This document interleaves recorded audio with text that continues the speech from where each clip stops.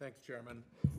Thank you to the panel for being here, and thank you for the work that you have done to help us address this challenging problem. Thank you particularly for making recommendations about these direct-to-consumer ads and what a poor effect they have on our system of healthcare delivery and on the gaming of our patent system by evergreening. I think those are very important recommendations that we should pay attention to. I am not a technical expert, but it strikes me that with these pharmaceuticals, they tend to fall into three general categories when they're sold. One is that they're not a monopoly. There are a bunch of alternatives, there's competition, and you can let market pricing work its way out. The second is it's an approved monopoly.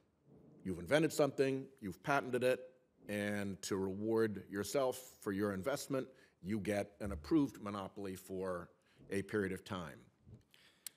It seems to me, though, that there's a third category as well, which is monopolies that are not approved, that are just monopolies. And very often, we see very strong signals of monopolistic pricing behavior happening in that space.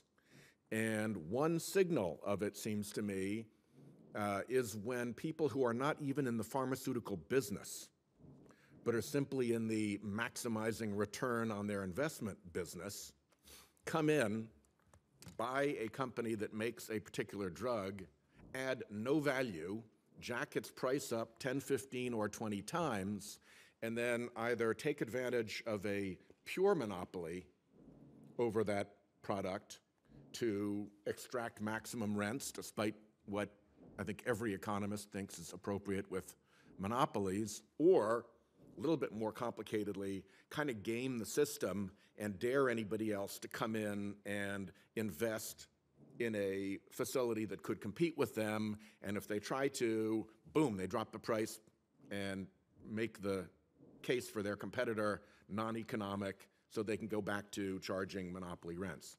I don't see any economic justification for that kind of a monopoly. And I'm concerned that your recommendations, A, don't even use the word monopoly, and seem to pay no attention to this problem of when a predatory actor moves into this space, often from outside the pharmaceutical industry, and just grabs a monopoly in order to extract improper rents from the public. How do you address that? A, have I correctly articulated a real problem that is actually happening in the real world? And if I have, what's your recommendation for that problem? I assume you're addressing that to me. I'll go right down the line. And you each have about 30 seconds because the chairman is wielding his gavel with great force today. Okay. We chose not to use the word monopoly, but we used the word exclusive rights, which are basically the same thing in this context. Although the implication from the use of the term exclusive rights is that it is an approved monopoly, that it's under a patent. I'm not talking about those. I'm talking about something that is outside of patent, where somebody's just moved in to take advantage of the fact that they're the only manufacturer of something. In those cases, we've tried to point out that I think the pharmaceutical industry does a disservice to itself when these things take place. This industry is unusual in many ways. One is that the managements not only have to compete for capital and talent with every other company in America, and the fact they're in the pharmaceutical industry doesn't give them a break on Wall Street. But they also have this other very deep responsibility that they're dealing with human lives that most other industries aren't, certainly not to that extent.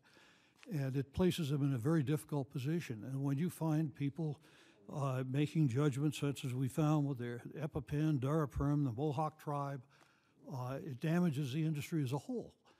And those things can't be allowed, just as monopolies are not allowed in the marketplace as a whole. Even in the free enterprise system, we don't allow monopolies.